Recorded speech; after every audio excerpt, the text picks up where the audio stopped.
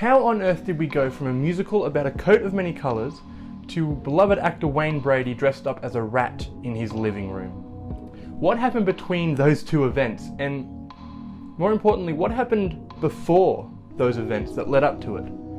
Where did the concepts of Broadway musical theatre come from? I'd say it's earlier than you think it is.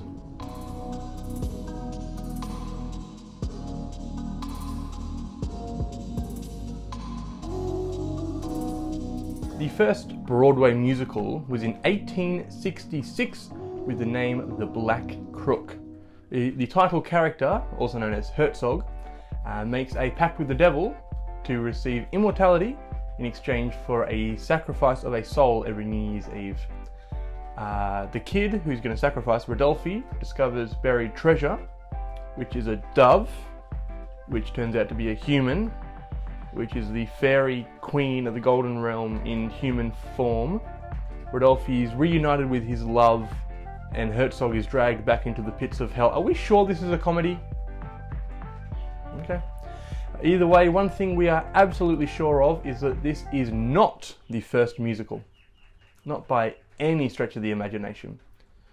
But before we can discuss any form of musical theatre, we have to first talk about the strict older cousin of musicals.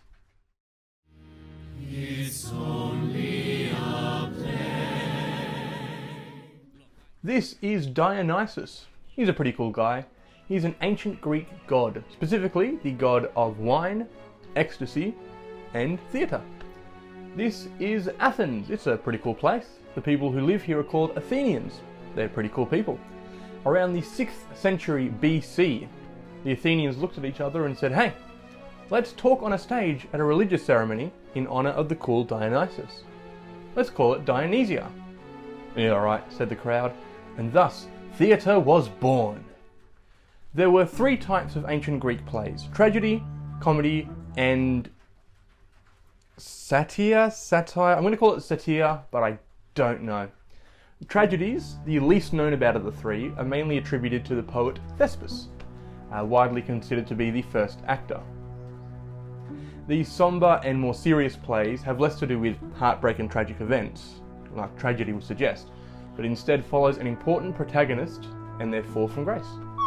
Ancient comedies, truer to their namesake, were comedic, satirical shows that could be broken down into 2 distinct subcategories. Old comedy, made famous by Aristophanes, was your more filthy humour, mocking persons of power, and in Athens, more satirical and fanciful in nature. Your new comedy, credited to Caesarion, centred more on real characters in real situations and real settings. Kind of your sitcoms of the day. Finally, the satire plays, similar to comedy, were humorous and sarcastic in nature. They, however, functioned instead as comic relief from the tragedies, more so than standalone. Some of the few surviving titles we have of these plays include The Trackers by Sophocles, Cyclops by Euripides, and Just Like New by Eumenides. Except not the last one. There are so many interesting features of ancient Greek plays, including mimesis, catharsis, deus ex machina, so many groundbreaking ideas that are still somewhat used today. However, what these plays, and the festivals at large, also featured was music.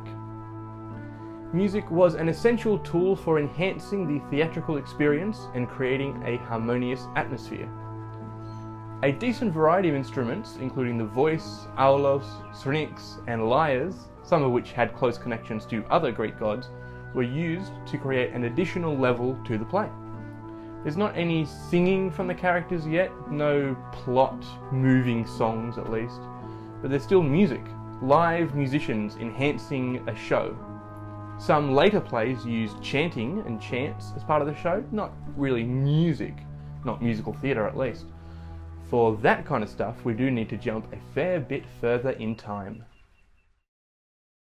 Just a quick side note, I had finished filming and I was in the process of editing when I realised that there was some part of ancient theatre that I just completely neglected to look up. I just completely forgot about it, so I'll add this in a little bit here. In the 3rd century BC, a Roman playwright by the name of Plautus added in songs and dance for his orchestrations in his comedic plays.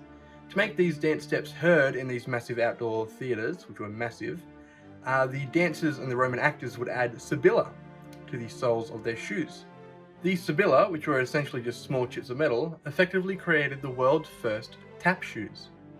Now, unfortunately, the music from this era is all but lost and supposedly has very little effect on modern musical theatre, but I just completely forgot to even look at that until just now, so I thought I'd add that little tidbit in. Now, let's jump further in time. Welcome to the Renaissance with poets, painters, and bonds. Starting in Italy in the 14th century, the Renaissance had an explosion of paintings and sculptures, writing, the printing press, astronomy, philosophy, and of course, The Black Death, woo! it wouldn't be until the end of the 16th century, however, until the first opera was penned. Daphne was written by, we don't really know. Some sources claim the musical was written by Jacopo Peri, while others claim that the music was almost entirely lost, arguing that Peri's completion of the work was interpolated from arias by the real composer, Jacopo Corsi. In fact, if it weren't for Miss Panem and Mr. Behrens' interest in the history of music in 1888, we wouldn't have even connected Corsi to this production at all. However, it is still widely accepted that the libretto was written by Ottavio Rinuccini. Being so long ago and with a lot of missing information, there's no real way of knowing either way, unfortunately. What we do know, however, is that the show was first performed in 1598, making it the first opera. And audiences were small, to say the least. It was a single private staging, and not much of the music has been recovered since. The only thing that does survive is a 455-line libretto, containing several pieces from the show, including Da Fortunati Campi ove Immortalti, or From Fortunate Fields Where Immortal. The first fully surviving opera, however, was a piece that we know for certain was written by Jacopo Peri, that being the 1600 work Eurydice. Telling the story of Orpheus and Eurydice, the show follows the marriage of the two, the news of Eurydice's death by a snakebite, and the journey Orpheus takes to bring her back. Combining solo and ensemble singing, the opera uses a lot of techniques that are still found in modern operas today. The concept of aria and recitative pieces. Side note, the YouTube channel Sideways has a brilliant video outlining the differences between the two. I'd very much recommend checking that out. A mix of half-sung, half-spoken words, rapid melodies for emotionally stronger scenes, and so much more. In fact, for a more in-depth look at the show, you can buy the libretto of it online for just $95 or 150 Australian. As this piece was first performed in 1600, it actually teeters right on the edge of the Renaissance period, moving into another famous era of time featuring more creativity and music. Especially when one comes from one like Newfoundland. Welcome to the rock. From 1600 to 1750, composers such as Monteverdi, Corelli, Bach, Handel and Vivaldi came to the forefront of the music scene, writing a variety of symphonies, orchestral works and many more pieces. During this time, and even into the classical and romantic eras, many operas were written, composed, performed. You may have heard of The Magic Flute, The Marriage of Figaro, Don Giovanni, all of which were composed by Mozart. The last of which, the overture, was composed the night before / morning of its debut performance. Definitely check out that story if you have time. It's an interesting read, seeing how much Mozart would procrastinate on all these works. Other famous operas include Puccini's La Bohème, which we may touch on later on, Verdi's La Traviata and Tosca, as well as Beethoven's Fidelio, my apologies. Last year, a few mates of mine were in a production of Bizet's Carmen. Annoyingly, I didn't get to go see it, but it goes to show that operas of that time weren't just performed in that time. They're still produced and performed in 2024 as time of recording. Now, a lot of you may be sat there thinking, this is old stuff, I don't sing romantic era pieces, I want the modern stuff, the good stuff. And that's fair enough. We will move on.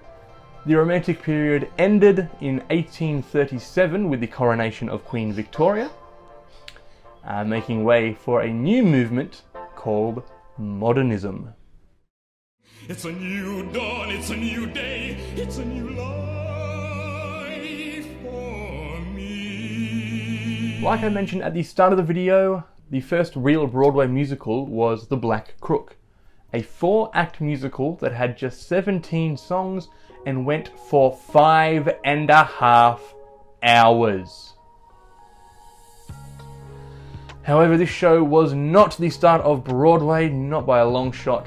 The street in Manhattan associated with Broadway has been associated with American theatre since 1735 with the ballad opera Flora, or The Hob on the Wall, followed by a 1750 production of The Beggar's Opera.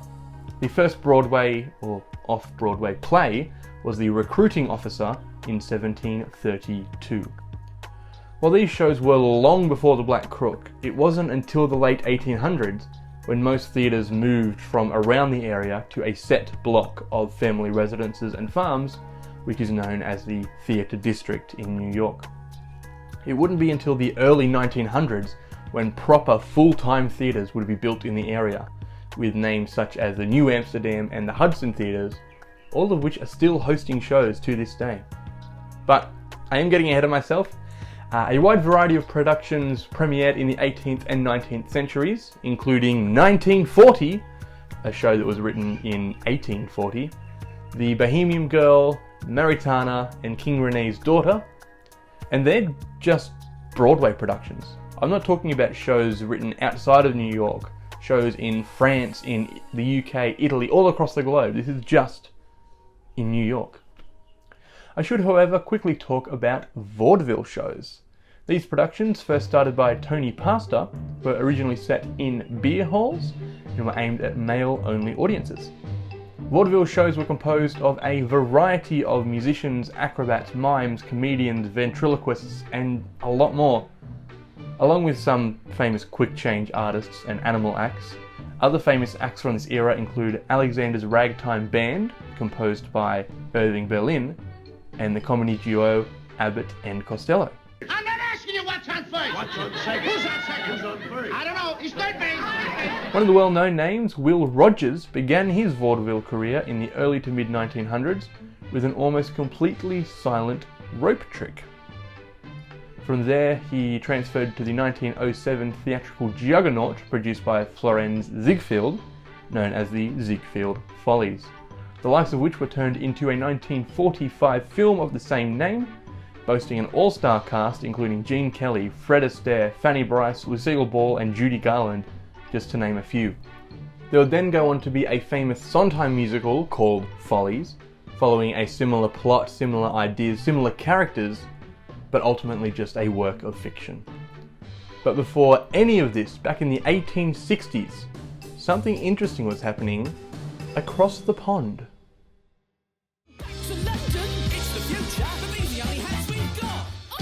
In the late 1860s and early 1870s, this brilliantly witty composer was writing hit shows such as Ages Ago, Our Island Home, Randall's Thumb, and Pygmalion and Galatea. Not that Pygmalion. At the same time, this other composer was writing incidental music for the revival of Shakespeare's The Tempest and Merchant of Venice, as well as some more original shows including The Contrabandista and Cox and Box. In 1871, however, the likes of W.S. Gilbert and Arthur Sullivan came together to produce hit operettas such as HMS Pinafore, The Mikado, Pirates of Penzance, and Trial by Jury, the latter of which is a personal favourite of mine. Between 1871 and 1896, the pair, along with additional help from Richard Doyley Cart at times, wrote no less than 14 different productions, averaging one show every 1.8 years. Despite their quick turnaround, these shows have incredibly witty and hilarious scripts, accompanied by a variety of twists and turns, as well as very catchy, hilarious, and very recognisable songs. I am the very model of a modern major general. I've information, vegetable, animal, and mineral. I know the kings of England, and I quote the facts historical from Marathon to Waterloo in order categorical. These shows, predominantly the four that I just named, have since been revived and reworked time and time again since their original conception, making way for some more comedic moments, as well as a better flow overall and some modernisation of the songs.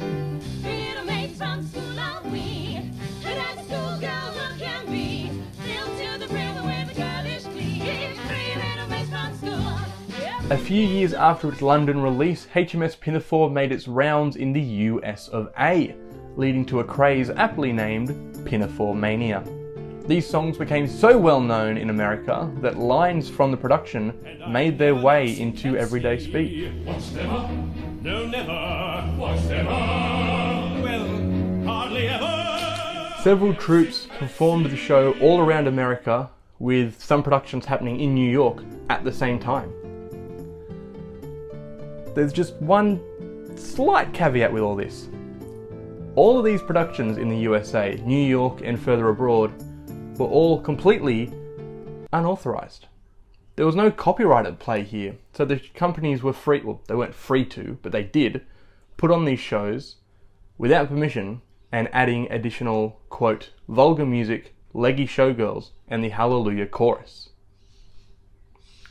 D'Oyly Carte, who co-wrote the show, was so appalled with these productions being run without permission and without the exchanging of rights or money that he, with Gilbert, with Sullivan, and a preset cast in tow, sailed the Atlantic to perform the first authorised performance at Fifth Avenue Theatre, New York, on the 1st of December, 1879.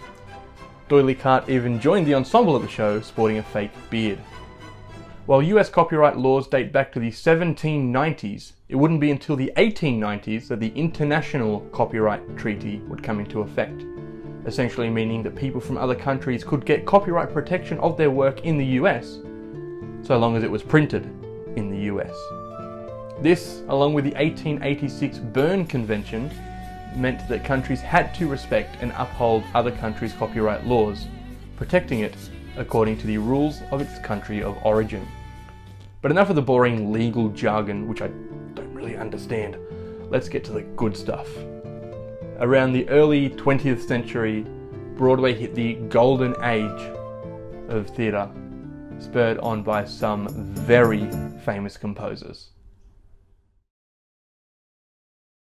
Everybody gets on fine here, like Rodgers, Hart, and Hammerstein here. Before there was Rodgers and Hammerstein, there was Rodgers and Hart. Richard Rodgers and Lorenz Hart met in 1919 and worked together on their first show, Fly With Me, premiering in 1920. Their first successful Broadway musical, The Garrick Gaieties, would come just 5 years later in 1925. Okay, Broadway musical might have been a bit of a stretch there. It was on Broadway, but it was a revue more than a musical. But still, the first of 3 Garrick Gaieties ran just for 2 shows in 1925.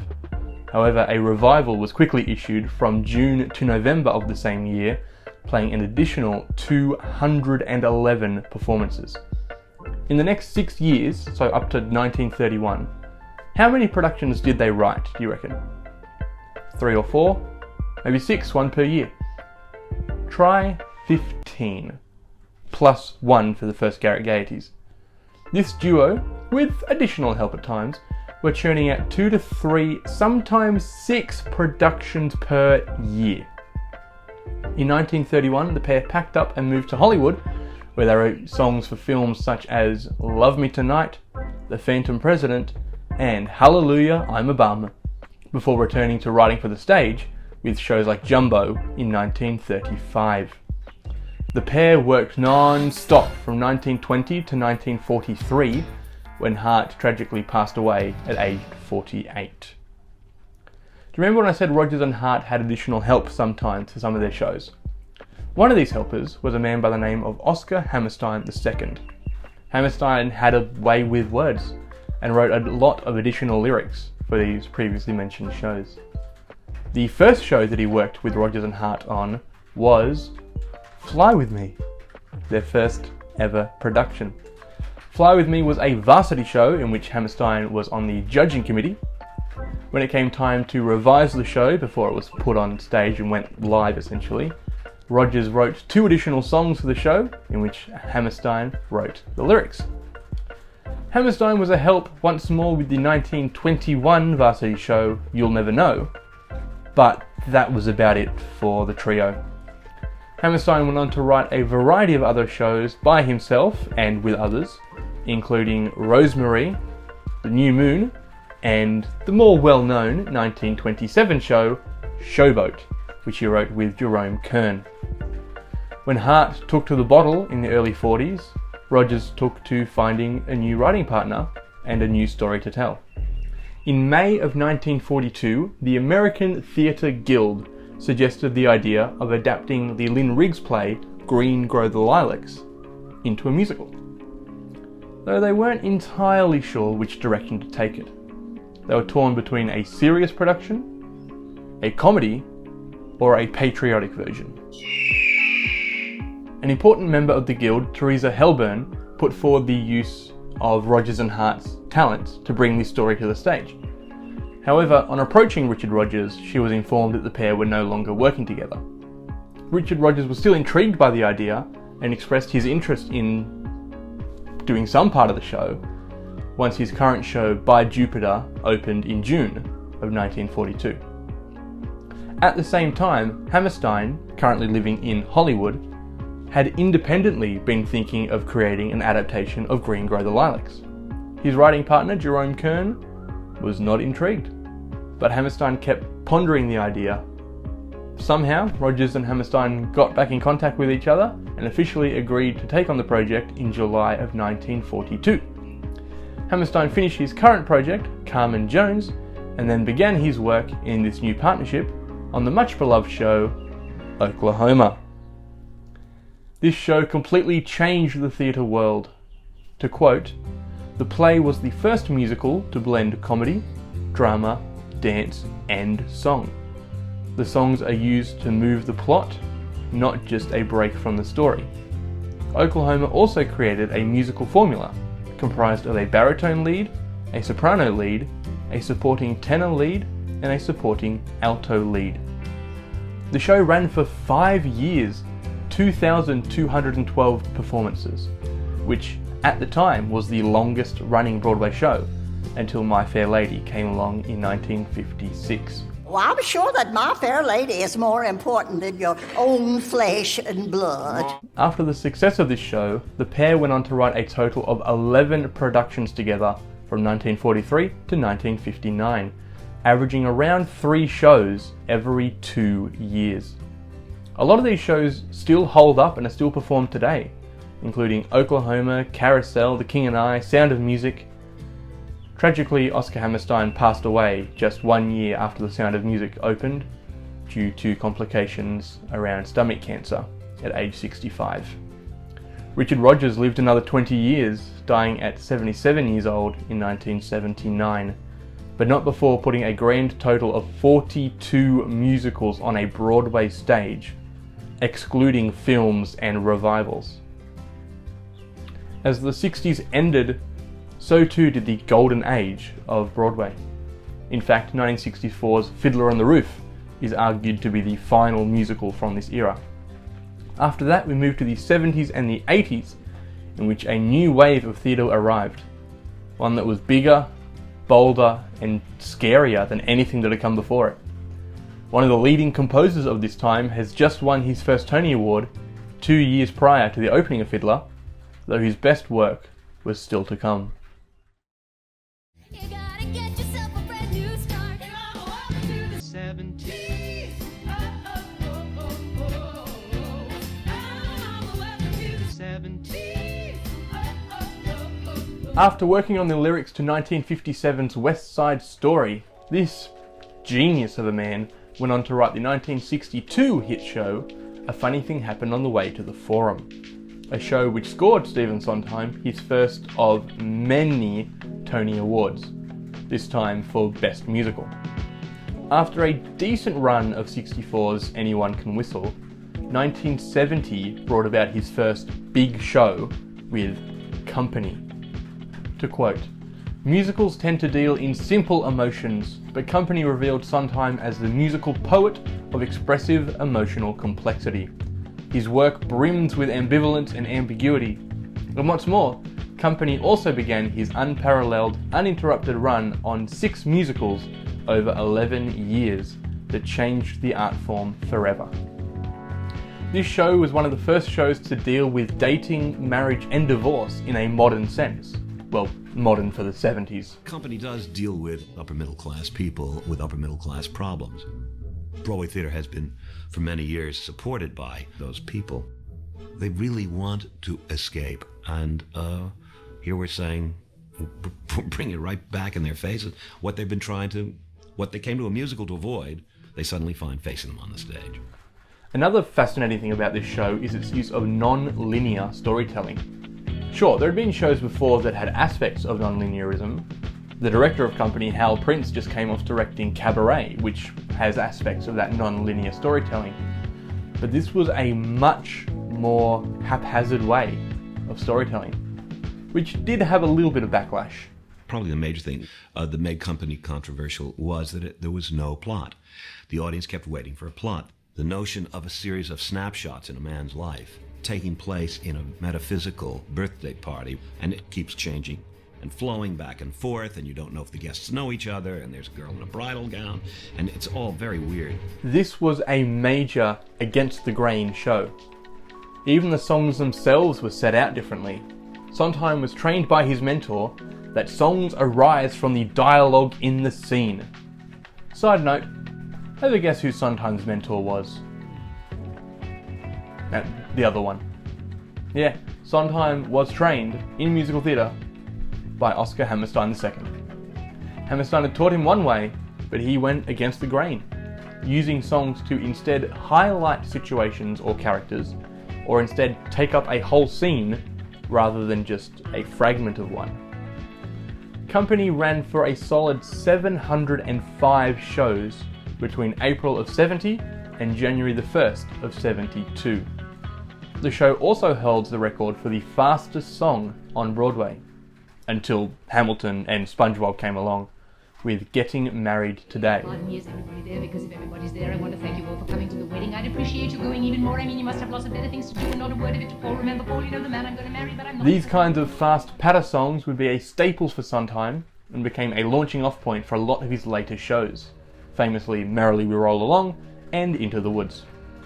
Between 1970 and 1994, he wrote a total of 11 shows for Broadway, averaging one show every 2 years. He also did write Bounce, or Roadshow, and Here We Are in 2008 and 2023, but... What's fascinating to me, however, at least, is that a lot of Sondheim's shows, Sweeney Todd, Merrily, Assassins, were all ahead of their time. And by that I mean they were not appreciated when they came out as much as they are today with revivals. With Assassins, one writer wrote that the show has the potential to be an extraordinarily original piece of theatre. Unfortunately, that potential is unfulfilled. While theatregoers claimed that Sondheim couldn't write musicals about a murdering barber, the opening of trade with Japan, or the angst of an impressionist painter before Sweeney Todd, Pacific Overtures, and Sunday in the Park with George were released, Linda Winder? I like Linda Winder. I think it's Linda Winder. Linda Winder went on to write, "Unfortunately, this time the doubters were right." Contrast that with the 2021 version of the show being a revival to die for, figuratively of course, and you can see how much more love this show and other Sondheim shows receive long after their initial Broadway run. I do apologise because it has just started to rain, so that might be heard. But I am getting ahead of myself. Assassins was in the 90s and the revival was in the 2020s. We're only talking about the 70s and 80s at the moment. So let's just rewind that for a second and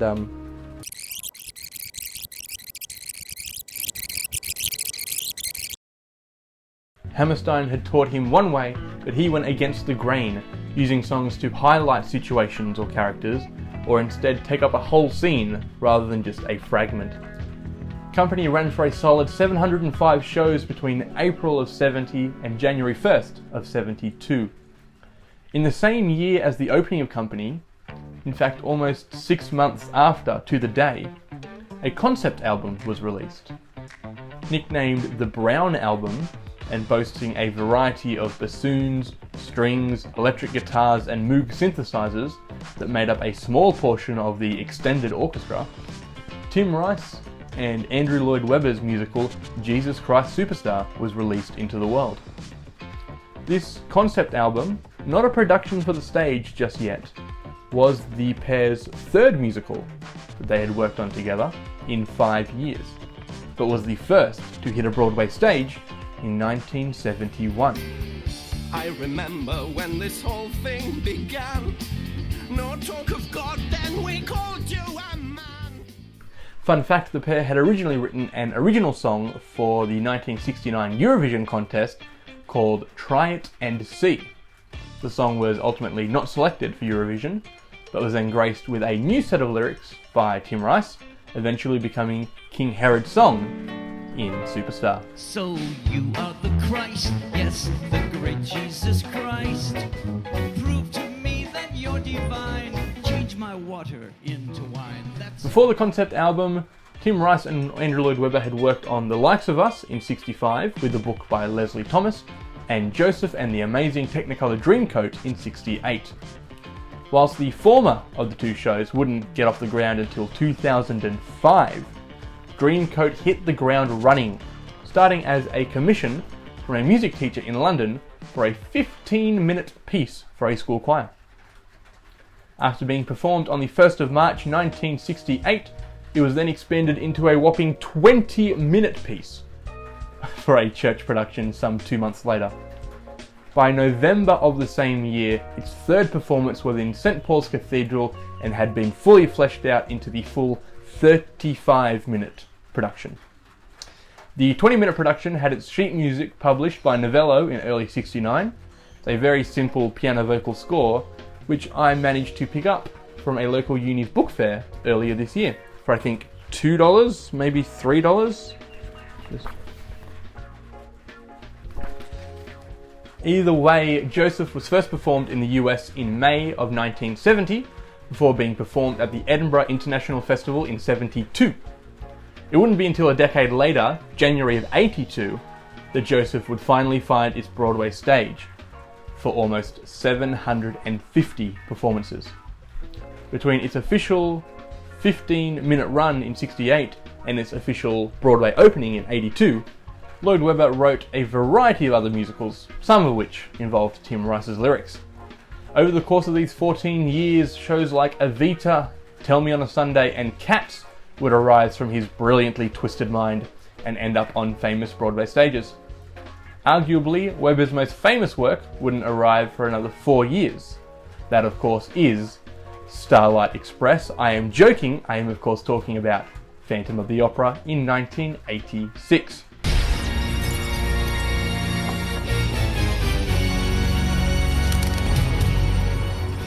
From the same book fair that I got the Joseph score, I also managed to pick up not only the original story that Webber based Phantom of the Opera on, but also a book outlining the behind the scenes of putting the show on Broadway, images from the original production. It came with behind the scenes images from the 2004 filmed version, as well as a full Broadway libretto in the back. Both of these books together, the behind the scenes and the original book, didn't put me back $10. They were very cheap and I'm very glad that I found them. One of the main things that Webber pioneered was the structure of musicals, specifically sung-through shows. Next to no dialogue, a show provides all of its exposition, conflict, resolution through song. Superstar was the first of these shows, but Evita, Cats, Starlight Express, and so many others of his followed the same formula. The idea of a sung-through production extended further into Les Mis and Miss Saigon, as well as more modern shows such as Hadestown and Hamilton, which we'll get to later on down the track. The 70s and the 80s were also the time of the rock musical.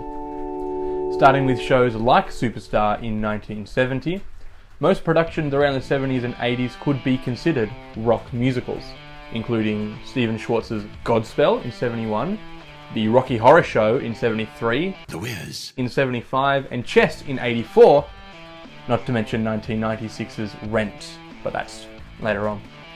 These rock musicals heavily feature electric guitars, powerful vocals, but also the idea of challenging conventions and pushing boundaries. Boundaries that were pushed, challenged, and even shattered as Broadway moved into the 90s and the noughties.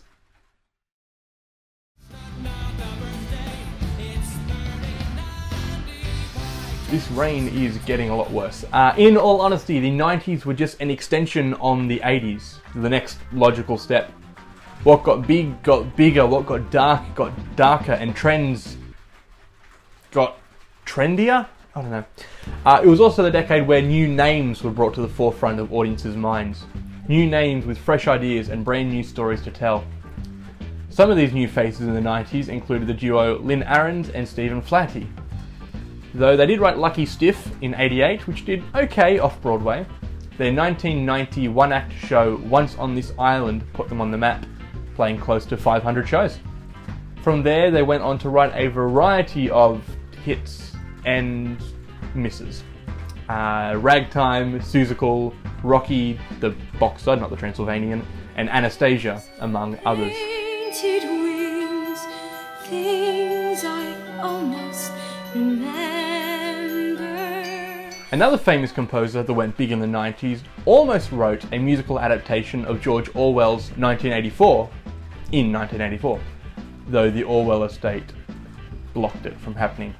Off the back of that, Jonathan Larson wrote another show in the 80s called Superbia, which never made it off the ground. His next show, first titled 3090, then Boho Days, ended up being the 1991 rock monologue Tick Tick Boom. Another example of a brilliant show that was not appreciated when it was released. This show really took off when it was transformed into a 3-person show in 2001.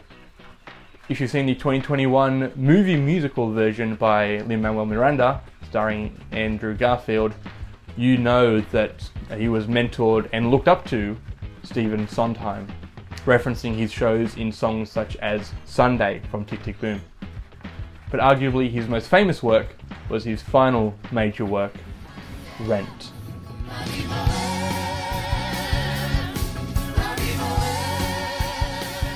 This smash hit rock musical touched on some very heavy topics, mainly the HIV/AIDS epidemic. Again, if you've seen the movie musical version, you know that Larson never got to see how much audiences loved this show, as he passed away in the early hours of the day that Rent was due to open. I think, hey, what a way to spend a day.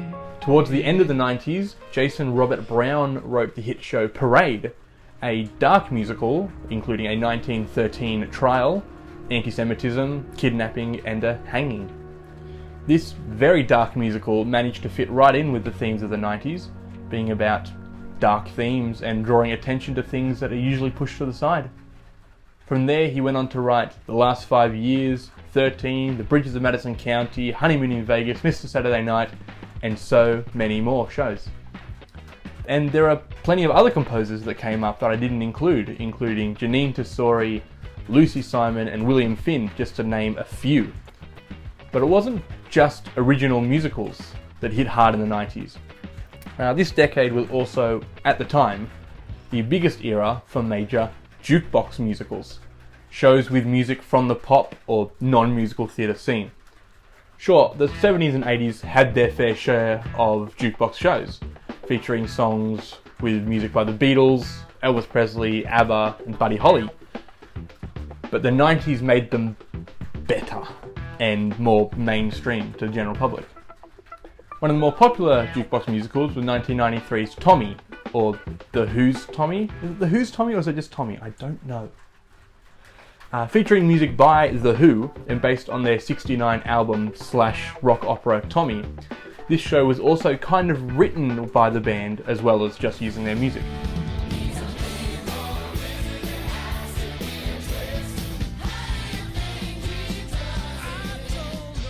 Some other famous shows that still live on include 98's Saturday Night Fever, featuring disco tracks by the Bee Gees and other disco groups from there. '99's The Marvelous Wonderettes, set in and featuring diegetic music by the female vocal groups of the 50s and 60s, and most famously 1999's Mamma Mia, featuring songs by ABBA. After the turn of the century, things started to change. Shows became funnier, more realistic, more diverse, and had a much more profound impact on the way the world was viewed. While previous shows like Phantom, The Lion King, Les Mis featured a variety of lead characters and a butt-ton of ensemble members, the 2000s, and the end of the 90s as well I guess, instead brought about a variety of small cast shows.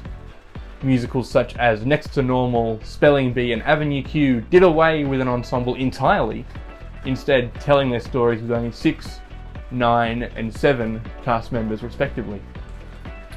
Shows like The Last 5 Years by Jason Robert Brown only used 2 actors to tell its story. Like I said, this really started in the 90s with Tick Tick Boom, falsettos and the likes, but the noughties is where it really picked up speed. Shows like these also ditched the multitude of sets and props and vibrant costumes, instead opting for one stationary, usually minimalistic set, one costume per character, and only using props where necessary. Of course, this wasn't the case for every show around the time. On the contrary, a lot of shows, including Wicked, used massive sets extending into and fixed above the audience. They used fly rigs, multiple, sometimes outlandish costumes per actor, eccentric makeup, along with intricate props as well. This decade also kicked off the trend of musicals based on movies. Smash hit musicals such as 07's Legally Blonde and 08's Billy Elliot opened the door for a boatload of films to become musicals in the 2010s and 20s, which we will get to soon. The early 2000s were also groundbreaking for its diversity of storytelling. One of the first big musicals for the Latino community was 08's In the Heights by Lin-Manuel Miranda. To quote the writer of the show, "I was very conscious of the way Latinos had been portrayed before on the stage. I directed West Side Story my senior year in high school. I saw Paul Simon's The Capeman the same year, and that show just about broke my heart. Not so much for the show, but the fact that it was 40 years after West Side Story, and we still had knives in our hands, and we were still gang members." In writing this show, Lin opened the roller door for all sorts of marginalised communities to have their voices heard and their stories told on a stage. But it wouldn't be until the 2010s where these stories would be told to their fullest extent. However, right towards the end of the 2000s, in 2008, there was a little thing called the 08 Great Recession. Through a variety of stock, loan and housing things that I don't understand well enough to talk about, it ended up being one of the worst financial crises in the world. Because of this, struggling shows such as Xanadu and A Tale of Two Cities, thank you, closed for good earlier than expected. What was less expected, however, was what happened in 2009, when, along with the 5 scheduled closes, Broadway said goodbye to another 11 shows unexpectedly. Productions like 13, Avenue Q, The Grease Revival, Hairspray, Spamalot, Spring Awakening all shut their doors in that one year. In a span of less than 12 months, Broadway lost a third of their actively running productions earlier than expected. And keep in mind, this wasn't even 10 years since they had to close previously due to 9/11. While some shows opened just 2 days after that horrific attack, some shows were unable to open again, due in part to a loss of funds. Those shows being If You Ever Leave Me, Kiss Me Kate, 1,000 Clowns, Stones in His Pocket, and The Rocky Horror Show. A revival of Sondheim's Assassins was set to open in 2001, but that was ultimately pushed to 2004 instead. One of my favourite shows of all time, Urinetown, was set to open on September 13. While its official opening was pushed back to the 20th, they still performed on the 13th, to a crowd of airline attendants who couldn't be anywhere else at the moment. They even cut up the cake they were saving for opening night and shared with the audience. The 2000s, they were a dark time, a dark decade for Broadway. But there was also so much light, so much life, so much love. This is probably why the 2010s and the 2020s by extension had such unique, progressive and powerful stories to tell, and in combination with the way the world was moving at the time, brought about new shows, less boundaries, and a way to connect like never before. Who am I? To the world.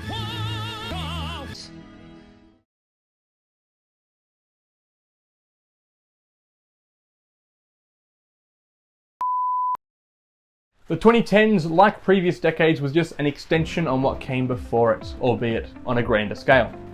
A large diversity of stories, minorities and ideas came to the forefront of audiences' minds as new shows, new composers and updated revivals became prevalent. While some already had shows before the 2010s, new musicals by Lin-Manuel Miranda, Jason Robert Brown, Sarah Bareilles, Anais Mitchell, Pasek and Paul, Andrew Lloyd Webber, Yazbek, Marlowe and Moss, Kit and Yorkie, Shaman and Whitman, The Lopezes, Hein and Sankoff, Tesori, Aarons and Flaherty, Sklar and Bergluin, and more that I probably missed, all had a massive impact on the Broadway stage. In this decade, a variety of minorities were given their time in the spotlight, quite literally, both characters and actors. Shows like In the Heights made way for the hit musical Hamilton, strongly featuring a cast of BIPOC actors. Shows like The Prom, Kinky Boots, Jamie and Fun Home told stories of LGBTQ+ characters. Extending from Next to Normal, shows like Dear Evan Hansen and Be More Chill tackled a variety of mental health issues faced by teenagers today. Looking further beyond into the 2020s, shows like How to Dance in Ohio told stories of teens with autism, played by actors with autism. Broadway wasn't a place to relax anymore. It became a place to learn, to be challenged, but also to find a community, to see yourself represented on a stage in front of thousands. Broadway became home for so many more people than it had ever been before. And around the same time, it also became easier to connect with these stories and the people telling them through an increase in technology. Not only did it become easier to connect with the casts and the crew of these shows through social media like Instagram and Twitter or X, services like Cameo and the likes, but Broadway itself became more technologically advanced as well. Shows that I previously mentioned, Dear Evan Hansen, Be More Chill, they have plots surrounding the use and abuse of modern technology. Phones are seen in both, referencing social media platforms and messaging, supercomputers for some, and more. Musicals were becoming modern, talking about real issues and real things in the here and now.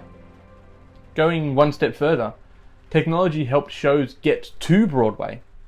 Originally, Be More Chill was going to open off-Broadway, and that was it. It didn't have plans to go big. It was this funny little show that was here, and then wasn't. However, a boatload of people saw the show, took to social media, and praised the show, wishing for a longer run or a Broadway transfer, or both. Once the cast album hit Spotify, iTunes, and other streaming services, it reached even more people, creating a tsunami of support. Famous producers saw the show, looked at it, and backed it, putting it on Broadway, albeit for less than a year. Technology and Broadway went hand in hand, and still do. People felt more connected to Broadway and its stars. It was no longer this faraway dream that was unreachable. It became something we could access anywhere, anytime, no matter where you lived. Broadway embraced technology and implemented a variety of new technology to tell stories. Besides the brilliant music, one of the main things Hamilton is known for is its use of a double turntable. A circle inside a circle in the stage, allowing the cast to rotate in 2 different directions simultaneously. The turntable itself isn't necessarily a new addition to theatre, but it was one of the first shows that used a double turntable. I mean, plenty of shows have used a rotating stage like this anyway. 2019's Hadestown uses one, with a separate section in the middle that serves as a lift. Come From Away famously uses one. But how far back do you think they go? Well, The Lion King incorporated a set that rotates, bringing up Pride Rock. The original production of Les Mis used a rotating set to change scenes. Hell, they even used this amazing one in the London National Olivier Theatre for the show His Dark Materials, which, while the show itself ran from 03 to 04, the design itself was built in the mid-70s. What if I told you about a revolve that was built in the Residence Theatre? It was 50 feet, or about 15 metres in diameter, and raised just slightly off the floor. Using electricity to power the motors below, it was designed in such a way that each of the 4 quadrants could house a unique set, spinning around to show 4 different preset sets from the start of the show. Oh yeah, and it was built in 1896, making it the first ever theatrical turntable in the Western world. See, this was just a descendant, an improvement on what came before it. The first ever stage turntable was built in Japan. It's from Japan. Built in, we assume, 1729 by Nekimi Shozo, this design was named Mawari Butai, as a way to aid the movement of heavy or bulky scenery in kabuki theatre. It's from Japan! The term kabuki theatre literally breaks down to singing, dancing, and the skill required to do so. Focusing less on a cohesive story and putting the focus more on the visual aspects such as the lighting, props, costumes, set, all help complement the music and the choreography of the show. Kabuki stems from the early 1600s throughout Kyoto. Created by Izumo no Okuni, she formed an all-female troupe of local misfits and prostitutes, instructing them in theatre, song and dance. It wasn't until the 18th century, however, when the concept of kabuki theatre was formalised, normalised, realised, and something else-ized, I don't know. This form of theatre uses specific performance techniques and choreography to enhance the stories being told, such as specific hand-to-hand combat, human puppeteering, and on-stage costume changes, usually to the beat of the music. The main visually recognisable feature of kabuki theatre, however, is their use of makeup and costuming, but makeup mainly. Covered with white paint and enhanced with specific colours, meaning passion or evil or sadness. These dark faces are paired with lavish, heavy gold or silver woven costumes, extravagant sets, and intricate props. There is so much intricacy and history in this type of theatre, I could do a whole video just on that alone, after doing a lot more research than I currently have for this. But I implore you to look up its history because it really is a fascinating topic, even if I can't pronounce half the things involved. And the thing is, it just doesn't hold that much relevance on modern Western theatre. Well, except for the Mawari Butai, the turntable. Oh, and the use of stage trapdoors, the lifts, the set design, then the set extensions into the audience, the use of the curtains, all the stuff that makes Broadway musicals so impressive nowadays. Let's show them how it's done. Come on, y'all. Here we go. So going back to the 2010s, another type of musical that became big were truth-based musicals. The previously mentioned How to Dance in Ohio told the true story of autistic teens. Shows like Hamilton, Come From Away, and Six tell the theatrically enhanced truth and true stories of the history of the founding of America, the thousands of people affected by 9/11, and the lives of the wives of Henry VIII. Even some jukebox musicals, such as Jersey Boys, MJ, Tina, Beautiful, Ain't Too Proud, The Cher Show, use an artist or group songs to tell the story of their life. This era mostly did away with the fanciful, instead telling real stories about real life and real conditions that face people in the real world. In contrast, of course, a lot of other musicals from this era had their roots in popular fictional films and TV shows. Here we go, musicals such as Beetlejuice, Charlie and the Chocolate Factory, Elf, King Kong, Heathers, Legally Blonde, Mean Girls, SpongeBob SquarePants, Groundhog Day, Mrs. Doubtfire, Moulin Rouge, The Outsiders, Rocky, School of Rock, Sister Act, Pretty Woman, and literally countless others. All of these were based on famous movies or TV shows, and all had a variety of successes and failures. This era of Broadway brought people together. It connected us physically and emotionally, but also virtually. These shows, these creatives, these actors brought together a sense of community, of support, of togetherness. They brought about a... And then on the 12th of March 2020, for the second time in 2 decades, Broadway went dark. For almost 18 months, Broadway was dark. For almost 18 months, no one knew when or if musical theatre would ever return. This was a terrifying time for everyone, not just those physically and actively involved in the theatre world. From the 12th of March 2020 to the 22nd of August 2021, everything was closed. After 528 days, the Nwandu play Passover opened for previews at the August Wilson Theatre. After that, Hadestown opened on the 2nd of September, followed by Hamilton, Wicked, Chicago, The Lion King on the 14th, with a variety of other shows, Moulin Rouge, Aladdin, Phantom, Book of Mormon, Cursed Child, Dear Evan Hansen, quickly following suit throughout the rest of 2021. But not every show was so lucky. The smash hit show Beetlejuice closed indefinitely during this time. It was fortunate enough to come back from the dead and haunt a different venue a few years later for a little bit. But the same can't be said for Frozen, Mean Girls, Hangmen, Who's Afraid of Virginia Woolf, and West Side Story Revival, who never got to reopen their doors.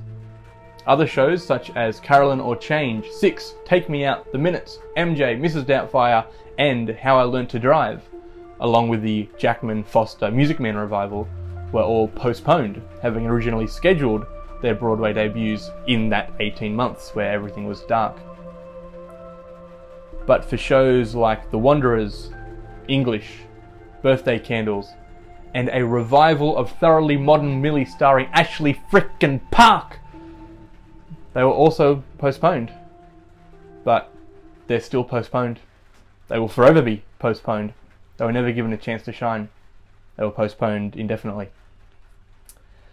Around this time, with everyone being in lockdown, people turned to creative outlets to help cope with the state of the world.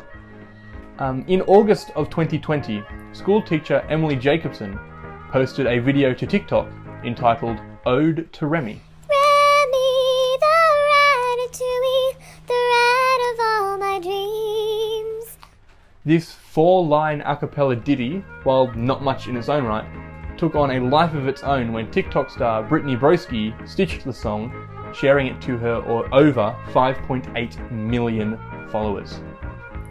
Seeing this small snippet of a song, Daniel Mertzlufft posted to his TikTok, accompanying Jacob's singing with a full orchestral arrangement mirroring that of Alan Menken's work with Disney. To quote, "I knew it needed to be the Act 2 finale of a Disney show. That's what it sounded like. It's triumphant.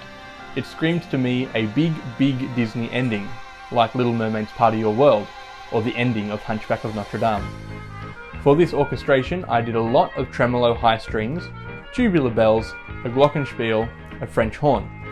Disney composer Alan Menken uses a lot of French horn." From that orchestration, an explosion of TikTok creators, big and small alike, came together, separately, to contribute to this hilarious idea of a stage musical about the 2007 Pixar film Ratatouille. People came up with choreography for snippets of the songs they've found written for the show. People came up with set design, costume design, lighting, makeup. Folks designed playbills, recorded harmonies of people thousands of miles away, created puppets. Anything and everything they could to, one, keep their mind at bay from the chaos that was happening in the real world, but two, to contribute to this worldwide phenomenon of writing a musical. Even in the darkest of times, even when there is no live theatre happening in the world anywhere, people still turn to the arts to save them, which I think is a beautiful thing. Can I say, this was not just folks like us contributing to the show. Star of stage and screen Andrew Barth Feldman sang on a song written for the show. Broadway actor Kevin Chamberlain wrote a song for the show. Every single person, well, not every single person, but every type of person from around the world, no matter who you were or what your background was, were throwing ideas into the ether. By mid-November of 2020, less than 2 months after Mertzluft's arrangement went viral, less than 2 months later, over 200,000 people were contributing to this phenomenon. By December of 2020, it was announced that Seaview Productions would present a full filmed concert version of the show at the start of the new year. This show that started out as a joke by one person quickly became a real thing, and people were ecstatic. But it was time to take it up a notch. We needed real people who knew what they were doing to get this over the edge from ideas into reality. And, I mean, Broadway performers aren't really doing much at the moment. Along with the previously mentioned Chamberlain and Feldman, as well as original creators Jacobson and Mertzlufft, the latter serving as musical supervisor on this project, this film production was created under the direction of Lucy Moss, known best for their co-creation and direction of the hit musical Six. Towards the end of December 2020, the cast list was announced. Making up the lead cast were Hadestown's Andre de Shields as food critic Anton Ego, Adam Lambert as Emile, Priscilla Lopez as Maybelle, Ashley frickin' Park was Colette, along with Chamberlain playing Gusto and Feldman as Linguini. The show, of course, would not be complete without the rats that make up the show. Titus Burgess took up the mantle as lead rat Remy, with Django being played by the wonderful Wayne Brady. A virtual red carpet was held by Crystalline Lloyd and Luca Kane before the premiere of the production was streamed. This premiere being a benefit concert of sorts, virtual tickets were sold at a pay-what-you-can price, ranging from $5 to $100 US. All money that was raised went straight back into the Actors Fund, scoring them over $2 million for this project, with over 350,000 viewers. After its performance, on January 9th, 2021, it was announced that there would be an encore performance for free on the 10th, back where it all began, streaming live on TikTok. In the 2022 to 2023 Broadway season, Broadway was back and thriving. A variety of new shows and old revivals flew in and out of theatres constantly.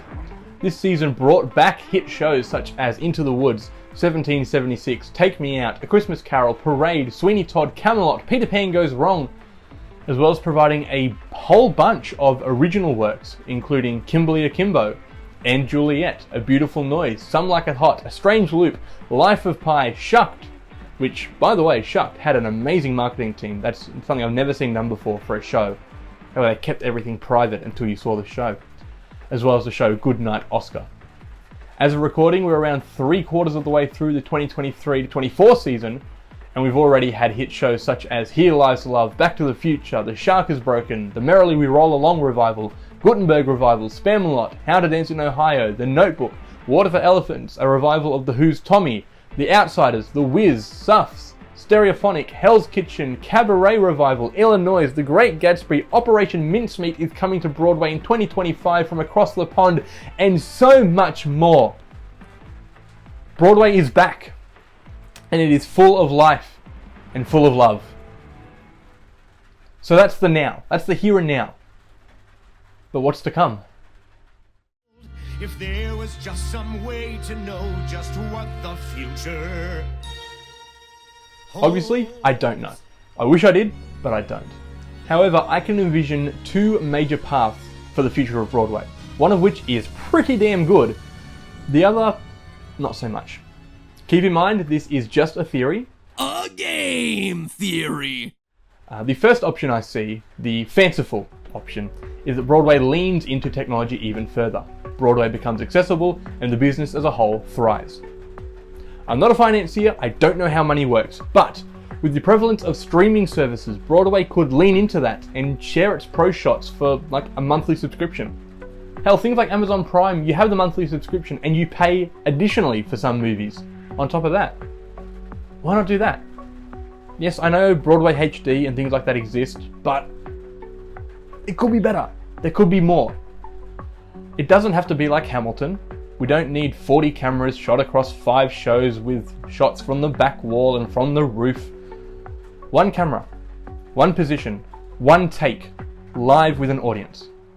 Obviously not straight away, not as soon as the show opens, but shows that have been there for a year, 10 years, shows that are set to close. Why would some of the only surviving footage of some shows be a shaky 360p bootleg that spends half the time lens down? If Broadway has such a big problem with bootlegs, get the upper hand. Make Broadway accessible to those from out of town, across the country, across the world. You get more people wanting to see the show live, introduce a new world of people to theatre, and create a larger space for people to enjoy musicals. I personally think that bootlegs are a response to the inaccessibility of theatre. If ticket prices are extortionate, someone is going to take the hit and be the person to pay the ticket price and then film the show for everyone who can't afford to pay the ticket price. We all collectively, as performers and audience, need to start shouting out, in a kind way, are the producers to start making more pro shots and putting them on streaming services like Heathers and Hamilton, and I think Frozen's being done at some point as well. Note that Hamilton dropped its pro shot in 2020 and ticket sales have not drastically decreased. People still want to see these shows. They want to have the experience of live theatre, even if they have digital options. It's also nice for the neurospicy folk who can't cope with massive crowds, loud shows, and sitting still for 3 hours at a time. I will note the introduction of sensory-friendly shows, which I am a massive fan of the idea of. Haven't gone to see one yet, but I've seen them online and I absolutely adore what they are doing. I also see more movie musicals becoming a thing as well. At the time of writing this part of the script, it was November 21 and Wicked had just released in cinemas yesterday, and I'd heard nothing but positive reviews from those who enjoy theatre about it, as well as In the Heights that opened a few years earlier. It's now the 26th of November, I've seen it, and holy heck, what a brilliant movie. Can we please give John M. Chu the rights to every Broadway IP? Please and thank you. Put him in charge of every movie musical adaptation, and please keep Samantha Jane and Tom Hooper's grubby little claws away from every show, please and thank you. There has been so much accessibility. New fans, returning old fans from these amazing films. And I think this could be a genuine avenue for major shows, especially because it gives writers and composers the chance to tweak the story, flesh out backgrounds, and create magic on a much grander scale than on a stage that doesn't have VFX at its disposal. But there is another path, a path that I fear Broadway may be taking, a path that could genuinely see the end of Broadway as we know it. Not musicals, just Broadway. I'm sure we're all aware the cost of living is horrendous right now. Granted, I don't live in America, let alone New York, so I don't know exactly how bad it is over there. But as I was doom scrolling TikTok one day, I came across this video by the Sweaty Oracle. I've linked it below, it's about 8 minutes long. I'd recommend watching the whole thing. It is really interesting to see from a New Yorker's point of view what is happening on Broadway. But this part in particular really summed it up for me. Americans no longer have money to put their kids through college, little less buy 12 eggs instead of 6 anymore at the supermarket. They don't have $150 to $600 to see 2 hours of a Broadway musical They simply don't have it. You cannot squeeze Broadway ticket prices from a dry stone. With the prices of everything still on the rise, people can't afford tickets anymore. Shows are closing sooner than expected. Performers, musicians, stage crew are getting fewer and fewer jobs. Who's to say what happens next? Theatre is, and always has been, a place to switch off for a few hours, leave the problems of the real world behind, and enjoy a show. From ye olde theatre in ancient Greece and Rome to operas, classical composers, kabuki theatre in Japan, through to the golden age of the 40s and into the 60s, 70s, and into today's shows tackling heavy topics. Theatre has always been a part of self. Every culture has had actors, performers, singers, a stage, and an audience to witness and appreciate it. Theatre evolves. Technology changes. Stories are told and retold differently time and time again, but it still remains a constant. It's a place where communities come together to grow and to learn, be entertained, and get inspired to do something. Anything. Find your shows. Find your space. And do not let it go. Also, as a side note, I couldn't weave it into the script, but the first ever junior show came about in 1996 with Annie Jr. Since then, a variety of larger shows have been condensed into 60 and sometimes 30-minute productions, including Aladdin Jr., Drowsy Chaperone Jr., High School Musical, Legally Blonde, Mean Girls, Newsies, Pirates of Penzance, Shrek, Something Rotten, Xanadu, and so many more, not all of which probably should be a junior show, but that's okay. And also the company who makes Playbills, or Playbill of course, first published in 1884. Couldn't weave it into the script, so there you go. This has been one hell of a project for me to work on, so I thank you very much for sticking around to the end to seeing it through. Let me know down in the comments below what your favourite show is. Did I mention it? Did I miss out on some famous shows that I should have mentioned? Did I miss out on a whole section of theatre perhaps that I just wasn't informed about?